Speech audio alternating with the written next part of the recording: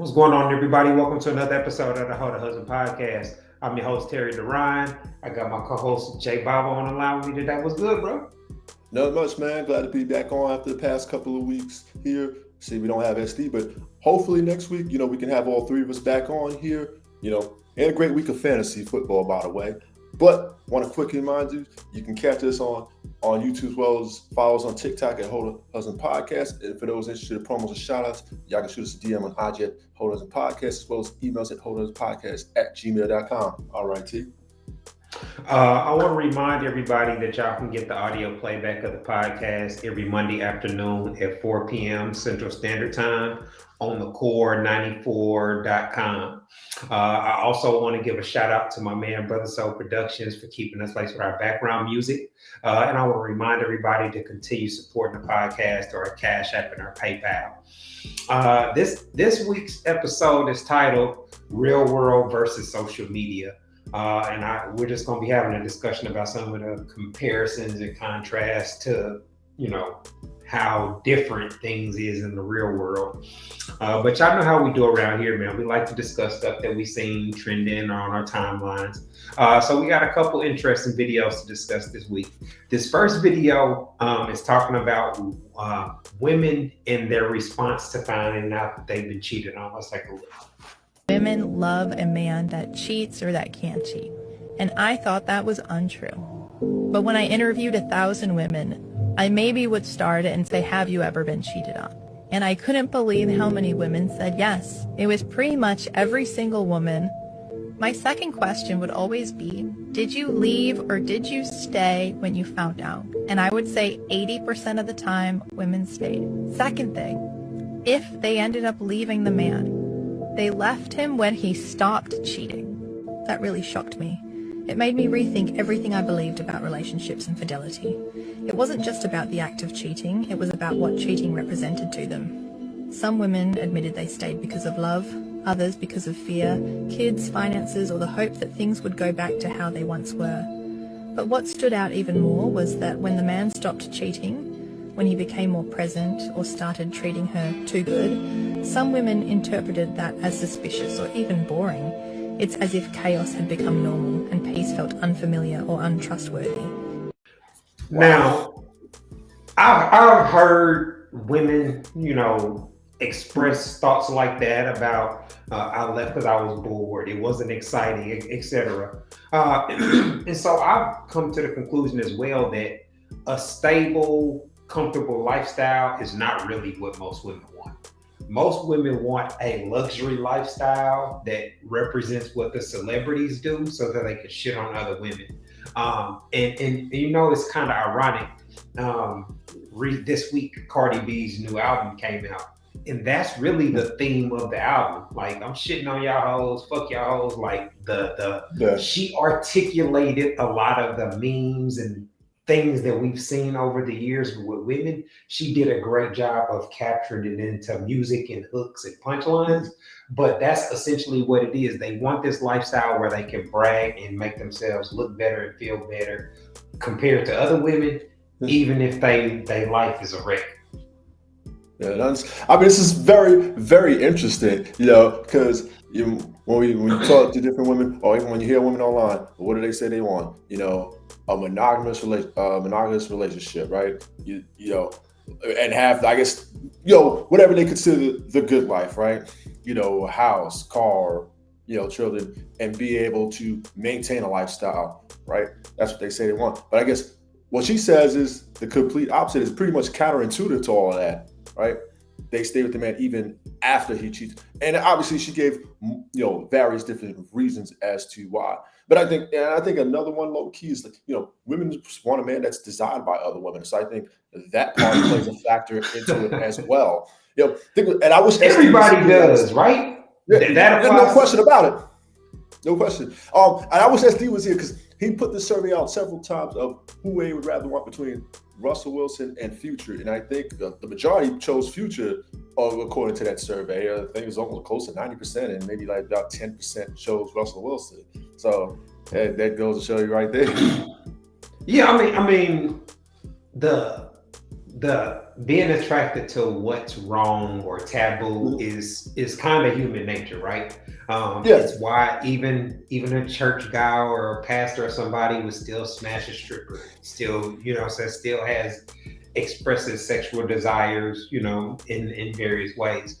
But as far as keeping the excitement in a relationship, man, you see that there are a lot of women that love the toxic baby boy movie type Yep. relationships where y'all arguing and you throwing this stuff out and you going through his phone and you living this chaotic Fist kind fighting. of up and down type of lifestyle. That's not what a dude that's actually husband material is really gonna bring to the table. Do husbands cheat? Yeah, you know what I'm saying? Like those type of things happen, but there's usually a logical reason or a calculated reason behind it. Most guys that fit the criteria to be able to provide a stable lifestyle for their kids have too much to lose to just be recklessly moving out here. You know what I mean? Like SD talk about that all the time. But yes, there are certain situations where a man will take a calculated risk and feel like it's worth the risk to cheat because he's not satisfied with what he's getting at home. Yeah, but this is why, and I think another thing, women are emotional thrill seekers. So, like you said, I guess sometimes, and unfortunately, this dysfunction brings some sort of excitement into a relationship. I mean, now we think of it like, wow, that's something that excites women. We're looking at it crazy, but to women, they've, especially in this day and age, they seem to normalize this. Yeah, I mean,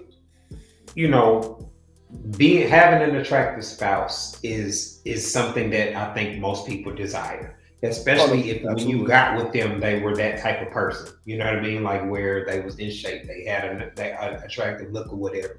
Now, obviously, looks fade and as you grow and become older and things change, but that overall desire, wanting to be a having a spouse that represents you in a way where it shows that you're attractive. You know what I mean? Like, because when you see somebody with somebody that is really unattractive, I don't know if it's a subconscious thing, but you think like, damn, why is he with her? You know what I'm saying? Like, why? Like it's jarring when you see that. And I think that's the reason why, man. Who wants somebody that nobody else wants? Absolutely. I mean, and even for a man cheating, it's usually one or two reasons, right?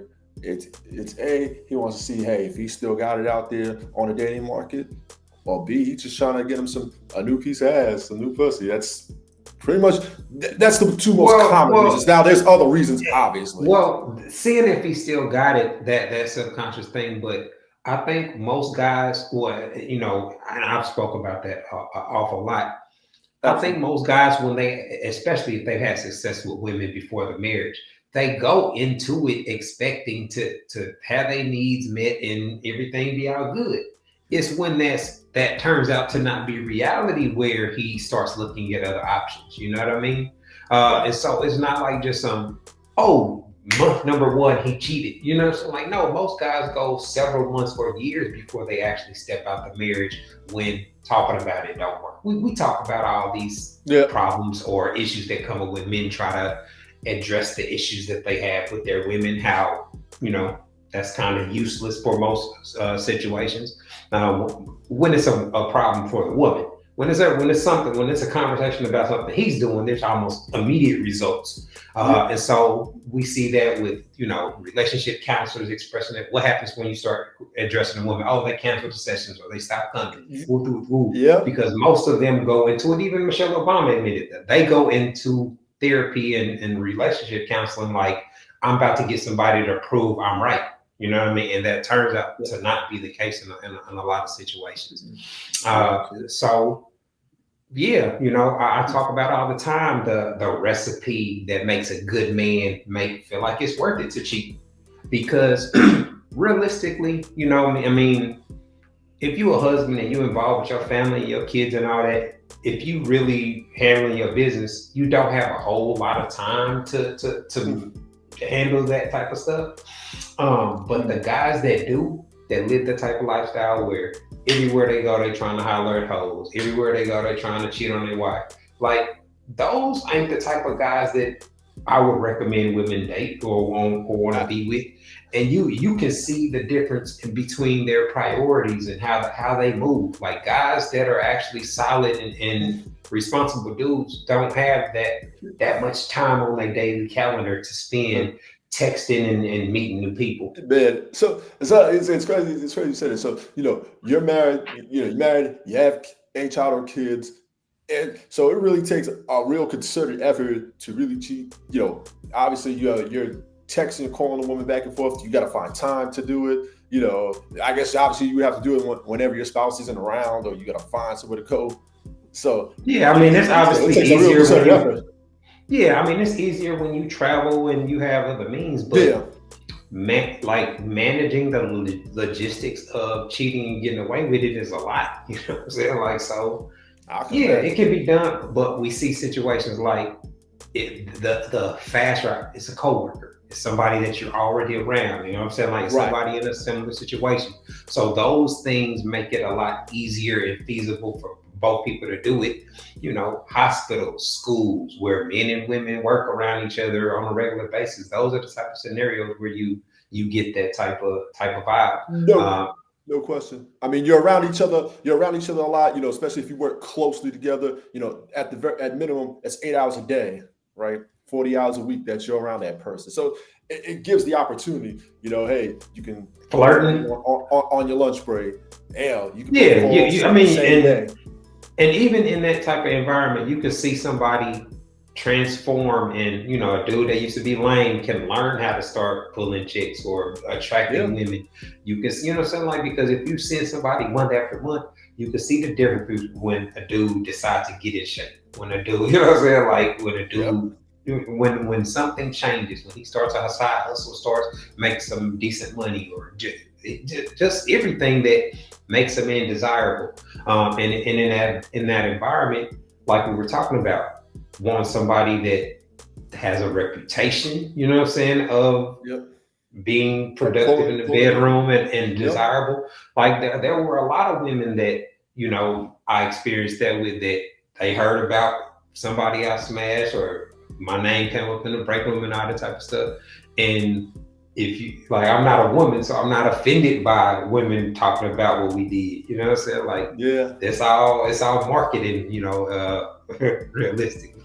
But let's keep things going, man. This next video, now this was something I had never really put or heard articulated before, but it was talking about why older women and younger men actually makes a lot of sense to link up. Let's take a look.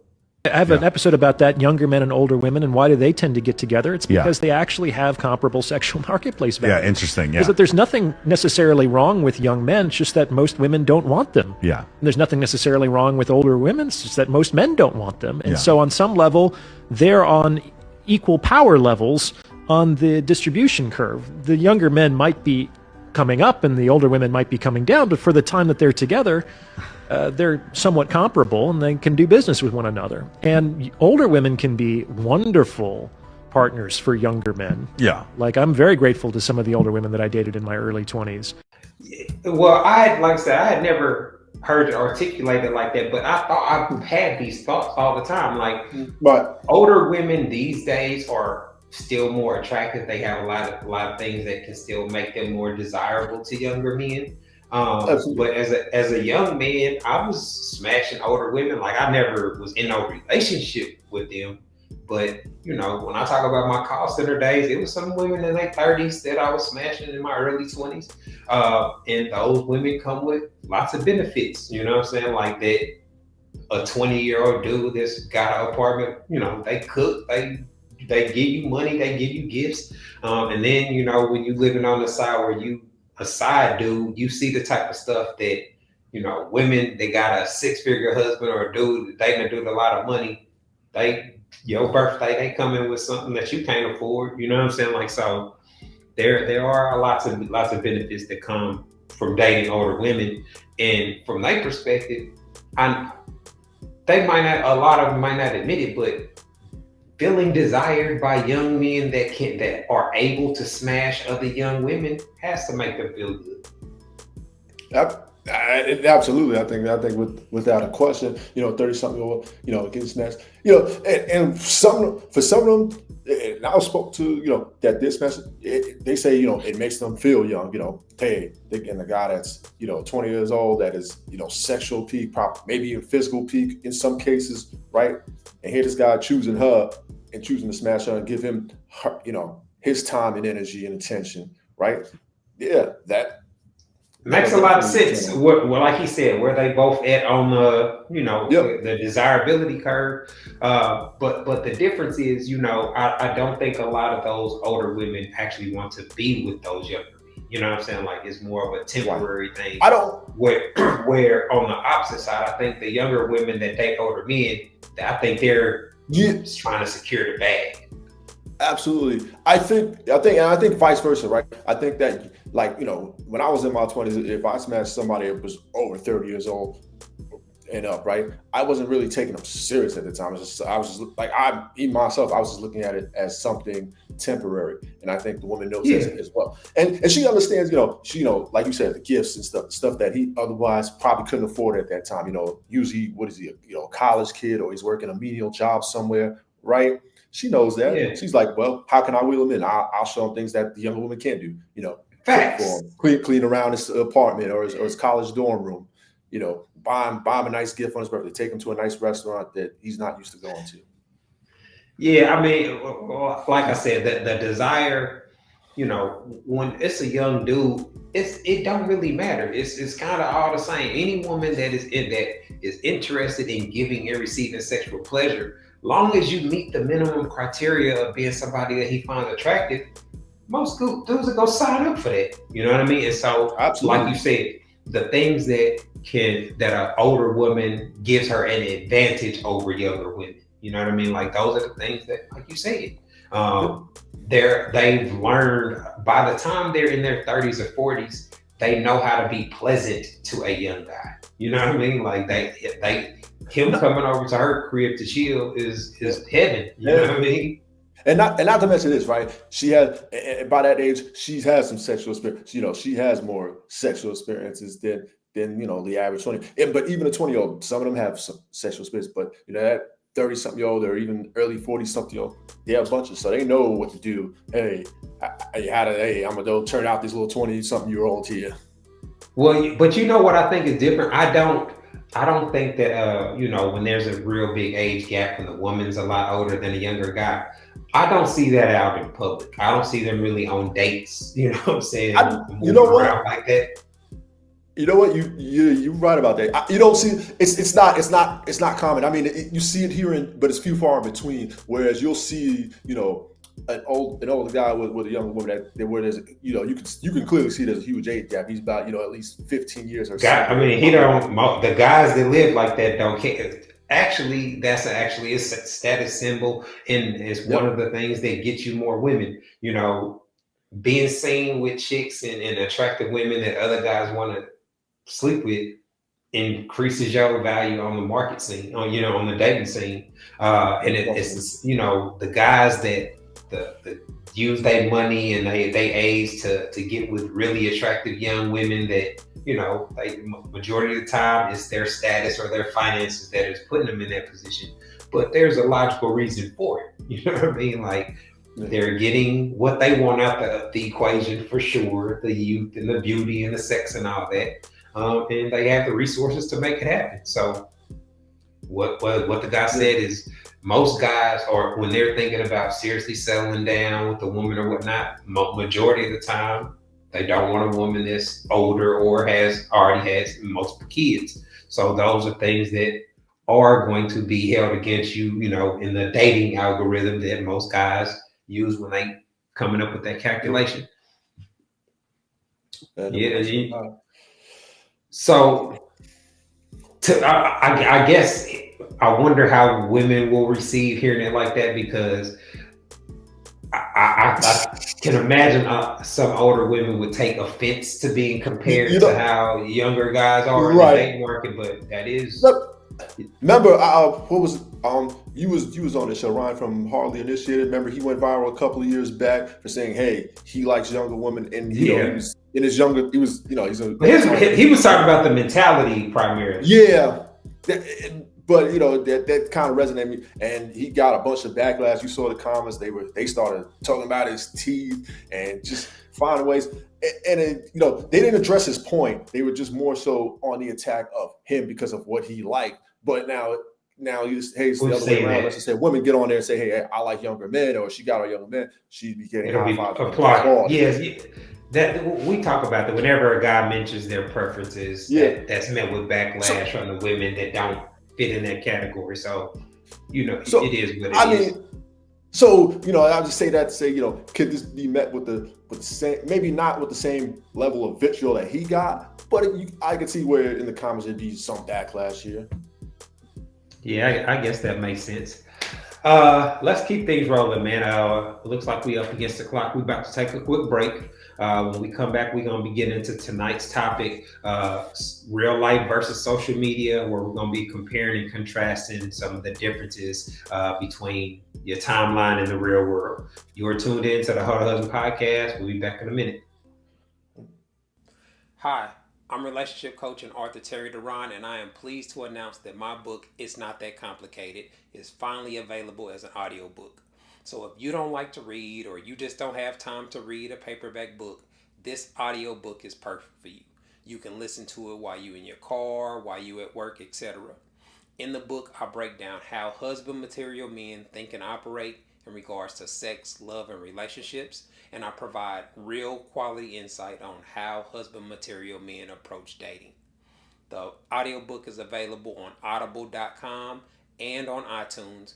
All you have to do is go to one of the websites and search for my name, Terry Duran. Go download your copy today. All right, everybody, welcome back to the How to Husband podcast. Today's episode is titled Real World versus Social Media.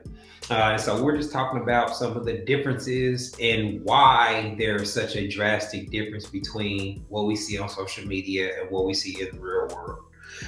So the first thing that comes to mind, I mention this all the time, that I have a master's degree in mass communication. So I actually studied social media back in 2012-ish when I was in grad school. So a lot of these phenomena and stuff I've had, long discussions with professors and classmates about. But as we've had time, over a decade plus to adjust to it and see how, things shifted and moved around, it's such a unrealistic thing to see, to expect to live like what you see on social media. You know what I mean?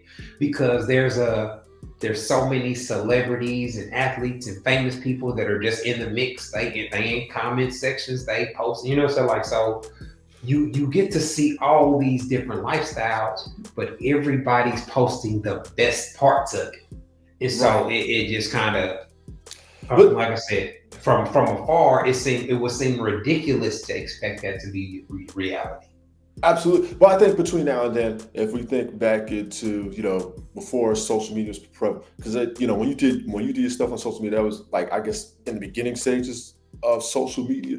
But think about this. Think about 20 years ago, right? The only time we really see celebrities was on TV, right? Now in this day and age, we have access to them on, because we follow them on Twitter, Instagram, Facebook, Snapchat, and we have access to their life. They're posting, stuff they're doing. Hey, they're about to go catch this flight overseas somewhere. So, now it's to the point where we just live vicariously through them. And we try to, I guess, model our lives. You have people where you try to kind of model your lives after them. And we only put, like you said, the best part of our lives on there. Yeah. And then also, you got to also consider the fact that it's social media. So when we're talking about the people that have large followings, or have enough of a following that what they say can be shared, and go at least viral to a small amount, that actually becomes official media, because you'll hear about Kaisenat. Just last night, he was the first content creator to hit 1 million subscribers. That's going to be a factor or a story on actual media. You'll see that on TMZ or Yahoo's, you know what I'm saying, information. Yeah. And so the reality and what's the difference between social media and reality, it is merged. It's very difficult to tell the difference because real media reports on what happens on social media. You know what I mean? Like the money that it makes, the amount of, all branding deals. Like these content creators are branding with real companies. And so that's why we see all this in between, how something from social media can have a negative or a positive impact on business, how people are able to capitalize off of it. So the funnel in the system in itself is impossible to separate it. But as far as when we're talking about dating and what to be expected out of an actual relationship, you got to have common sense to be able to tell the difference. You know what I mean?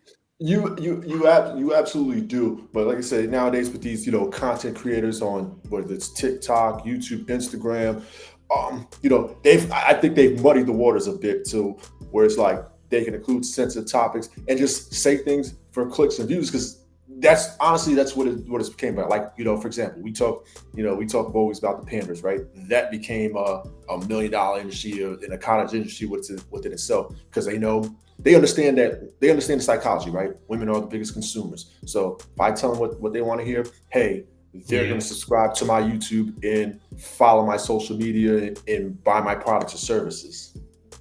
Yeah, that selfishness has really hurt the dating world, and misled a lot of women and a lot of guys. Absolutely, because it's kind of a cause and effect thing, because men by force have to adjust to how women move. You know what I'm saying? Like, so we're constantly trying to figure out what works, what doesn't, what can I do to put my best, chance of success out there when it comes to shooting my shot at a chick. So, and some guys, are more successful than others at doing it. For majority of it is luck, I would say, but there are a lot of skills involved that can be improved and perfected with practice and repetition, etc. So it's a combination of those two things that get you the chicks, or get you to elevate from just having chicks to be able to have threesomes and convince chicks to do, what I'm saying? Like, to be able to get to the upper echelon of, social dating world or whatnot. Right. I mean, and I think you got to, and SD says this all the time, right? Your social media page is your dating resume, right? So I guess you got to look at your social media as a way of branding yourself, right? You whether you're trying to be a content creator or not, you still have to look at it as a brand and how you want to brand yourself. Or you at least have to have, you have to be conscious of what you post impacts how people gonna receive you, and how that's gonna impact your relationship and your family as well. You know what I mean? Like, so, we talk about all the time. If I was single, my content would be drastically different. You know what I mean? Like, so, because I would be marketing myself in a way where, hey, so I might not be saying it, but I'm trying to show my followers how fine I am. Woo, woo, woo, woo. You know what I'm saying? Like, I'm trying to let the women know that I would be interested in why they should be rocking with me, and I would be doing it in just a real way by presenting my real life. I'd be the same person. My focus would be different. I wouldn't be considered about having a wife or having a daughter and this and that and that. I'd be focused on showing how attractive I am to a woman that I would date and how that would benefit them. So it's the same thing that comes with a woman. You know what I'm saying? Like, how you present yourself impacts your man, and is really going to impact how you are viewed by the men, especially the ones that you want to date. Because I think we do a real good job of trying to prevent the realistic man's perspective. You know what I mean? Like, we ain't talking about living no trap star lifestyle or no outrageous life. You know what I'm saying? Like, regular dude, got a career, worked his way up, earns enough to be able to live comfortably, and can maintain it. That's a reasonable goal. You know what I'm saying? Like, that's a dude that you can settle with. Yeah, and you're absolutely right. But I think most people, they subconsciously compare their lives to other, what they see online. For example, it don't even necessarily have to be a celebrity per se. It could just be somebody they know or know of that they're following, right? They see, hey, he's flying out of town to overseas, or damn, he just flew this person, he just flew somewhere last week. Damn, a couple weeks later, he's on a cruise somewhere, and they kind of compare themselves to that. And that's very problematic because Absolutely. you hardly ever get context to all of that. You know what I mean? Like, so say I was one of these people that want, like, I want to portray this like rich type of lifestyle. I take flights almost every week. You know what I'm saying? Right. Like, I could be another flight, another who say, like, I could portray this image where, man, I'm headed to Chicago. I'm doing this, I'm doing that. I could portray it a certain way, but my company's paying for it. You know what I'm saying? Like, you there for work. I'm not You there for work, for but they thinking you live it. Yeah. If you were to post that, you post your hotel rooms, right? Hey, go get me some luxury designer luggage. You know what I'm saying? Like, yeah. Hey, you know what I think about that? Marquis Marriott. Like when I'm at the airport, I'm dressed for comfort. I got on Nike shorts, t-shirt, woo. But man, there are people that are dressed head to toe for fashion. Like, it's a fashion show to be at the airport. And I always be like, man, you know how uncomfortable it is to walk in designer shoes and all that. Yeah. I don't even like doing it to go out. But to the effort that people put on to look, you know what I'm saying, look a certain way just at the airport, it always fascinates me. Like, man, this is a 6:15 flight, bro. You woke up at 4:30 to get dressed head to toe to go fly somewhere. You know what I'm saying? Like, to me, that'd be crazy. But you see that both men and women, I mean, they dressed up like head to toe, like they going out to somebody's club or something. They going out to some social event, where it requires you to dress to impress. Like you said, if I go to the airport, I'm usually in sweats and I have a comfortable pair of shoes. I usually wear, a pair of Brooks or some on my hokers, and they're comfortable as all hell. But I'm trying to, and mind you, going through the metal detectors, so you gotta take your belt off and do all that stuff. I'm trying to make it quick and easy as possible. Pause. Yeah, I know that's what you say. Yeah, I mean, but see, that's the, I guess that's the world we live in. Like, I'm not there to look a certain way or show a certain image or portray a certain thing. And so I guess that's the difference. Like, when you talking about just regular people, every part of their life ain't even on social media. You know what I mean? Like, so there's always going to be this distorted view when you try to compare yourself to your timeline, because that's not real. The reality shows, the celebrities you follow, the clips that get posted, the discussions that are had, like, all that stuff does not represent reality. You know what I'm saying? For the most part, it represents the social media conversations, and that's largely influenced by the pandering. Yeah, unfortunately, but social media usually doesn't provide any context or insight behind it. Scammers become financial advisors. Women with the BBLs become fitness influencers. So what they're selling out there, it doesn't match their actual life here, right? And even with the scammers, right? What do they sell? What are they usually selling you as finance? They're usually selling you a master class 9 times out of 10. How you can get rich too. How you can get on my level. Yeah. I mean, it is what it is. That once criminals and scammers are always really the smartest people in the society. They're the ones that are pushing the envelope and really tricking people into subscribing to the what they're selling. And for women, it kind of went viral with Kevin Samuels once he started becoming very popular, because his image, with him, the designer glasses, the suits, this and that, candles. So the look of it represents the type of lifestyle that most women want to sign up for. I want to have a luxury lifestyle at a men's expense. That's the goal for most women, you know what I'm saying, when you analyze their dating decisions and choices and why they are and aren't attracted to certain things. It has to do with how they're going to benefit from it and a representation of the guy's finances. which is why the scammer and the dope dealer is so motivated to do those type of things. They can get, okay, if women are going to sign up for this short-term benefit, let me finesse them with it. So you get the fuck boy that just is the smarter person in the dating market. They're smart enough to get the attorney to still smash it. You know what I'm saying? Like, even these women with all these education levels, they're still getting smashed by dudes that don't have nearly what they have. But that's intelligence. It's just not, it's hard to quantify. It is, like I said, with these scammers, they understand, they understand certain psychologies, right? How to get to them, how to, because usually with these scammers, they usually have the gift of gab. Scanners, con men, most of them have the gift of gab. So where they can almost just sell ice to an Eskimo, right? They know what to say and what not to say. So they understand that. And most women don't catch on till later on. I mean, we see it all the time. Hey, somebody gave their, life savings to this financial advisor and, robbed them blind.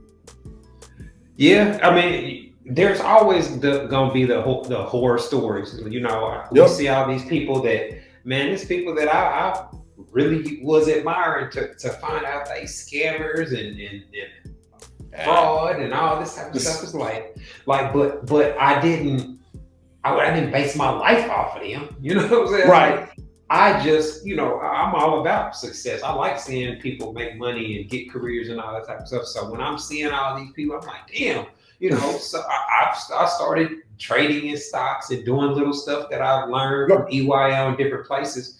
And so to some of these people, when I see, you've been on social media long enough. You've seen people that rose to the top. They had spiritual word and posting about them. They opened this business. They built this. They did this, and then it come to find out it was fraud. It was built. You know what I'm saying? Like PPP scam money and all that. I remember that during the pandemic. It's sad to see, like you said, people that you see online, you look up to, you follow their content, and you're like, wow, this is some amazing stuff, some dope stuff they're doing. Like I said, just to find out, hey, it was scamming. It was basically all a lie there. But and I mean, now it's even harder because if you one of them people that judge your life off of social media and all that, well, how can you tell the difference between something AI and you know what I'm saying, like where you've been manipulated, where they got they got the programs where they can take a picture and make it say whatever they want to say. They can alter the voice and everything. Yeah, so it's even harder to trust what you see and hear in this day and age. So social media is no different. There's algorithm, there's AI, there's computers that are trying to keep your attention, and it's in competition with everything else on your phone and in the world around you. So they're going to funnel the interesting conversations. They're going to funnel the interesting videos and the things that you have obviously expressed interest in some shape or fashion. And so I guess it feels, unfair to create, this world where, I mean, I guess there are people that argue we're in the matrix and this is all simulation and all that to begin with. Yeah, but I mean, I guess one can make the argument for it is the way things are going this day and age. But it's just so interesting because back when we would talk about social media in college and all that, I found it hard to believe that it would become this intrusive. You know what I mean? Like I guess I just gave the credit, the general population too much credit. Right. But I'm like. But I guess it was the same thing with reality TV. People still treat reality TV like it's real. You know what I mean? Like, so it's like, and some of that stuff, mind you, a lot of stuff is scripted. So, and we've been knowing that. We've been having people that have confirmed that, but it's still people that they get so tuned into the characters and who they like and who they don't that it's real. Their reaction to that person. Well, they wore that brand. I don't like their reaction to that person based off a fake content causes real results and real reactions. And so that's the impact that it has on the real world that I kind of dislike.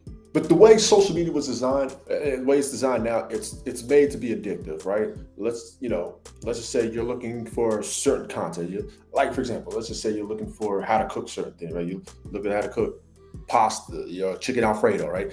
You'll see a bunch of stuff on how to cook chicken Alfredo, and then more recipes starts coming up on your timeline once you mention it, right? And it's made to look, oh, this looks good. Let me suggestions. And now you're kind of, you go you're in this rabbit hole where you just keep looking. Next thing you know, damn, I was just looking for, I was just gonna be on for 10 minutes. Damn, I've been on here for an hour looking at recipes here. So it's made to suck you in like that, and most people fall right into the trap there. Yeah, I mean, and it's done so seamlessly to where you see people that you really know, real friends, on your timeline. Your friend's daughter, we just had to post the popcorn fundraiser. So you see fundraisers, you see their kids doing football, basketball. Right. You see the type of stuff from real friends and family members. And so I guess I can understand why so many people can get sucked into it, but you have to know that is only a portion of what that person is experiencing. Date night is date night. It does not represent the rest of the week or the rest of the month, where there could be real life things that they're addressing, real life things that they're dealing with. So that's the part that I just wish people would, okay, yes, we understand that they're showing us this, but you have to also understand that there are other things that are going on in the background that you may not want to sign up for. Just because she fine and she show her booty and her tights and others, don't mean that you really want to live her life. Because a lot of these women are, a whole bunch of people are catfishing online. Men and women, that they don't really live the life that they live in. They don't, so I guess for me personally, that's one of the things I've always taken pride in. Like, I'm really, really, really proud that I'm the person that people that know me in real life know me, and who social media know me. That all line up. You know what I mean? Like, so you can't say that about everybody. Right. What you portraying online is what you see in real life, and they match. What a lot of people, not so much. What you see online is not what you're going to see in person. Where they don't match. Another thing, individual choices are influenced based on how social media will react to something. Yeah, I would agree with that. A lot of times people won't wear certain things or won't do certain things because of how social media will react, or what their perceived reaction will be. It's no different than women knowing what angles to use and which angles to not use. You know what I mean? Like, it's really, that's true. What your timeline is going to get you more likes, and what's not. And so those decisions and those choices, it's a subconscious thing, but what you don't want to post. You know what I mean? Like, so people know not to post the things that are going to make them look bad. And the people that do, we look at them crazy like, damn, what? Why would you post your house looking like that? Why would you show yourself about to eat that shit you just cooked? You know what I'm saying? Like, so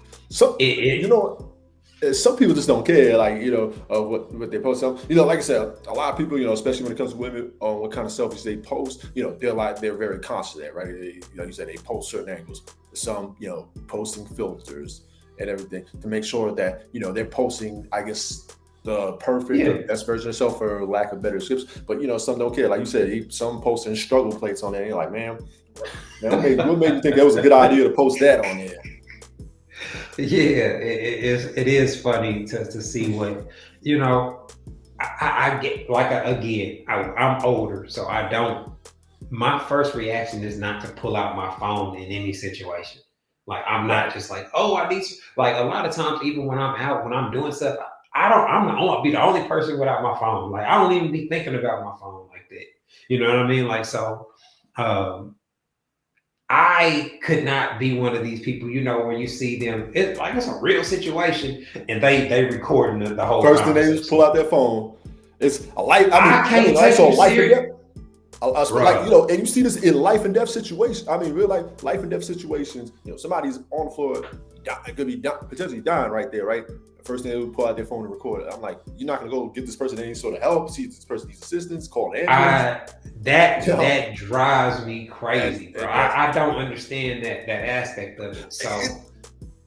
And I'll tell you, honestly, the problem we have in this thing is we live in a clout chasing day and age here, where people just post anything for clout, right? And you question, when people do that, to post that stuff online, you question people's intentions, because, you know, common sense. Let's just say you see somebody hurt lying on the floor, instead of recording, wouldn't you?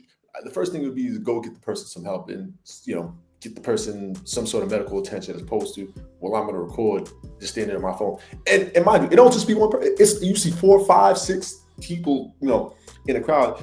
First thing they go is pull their phones out.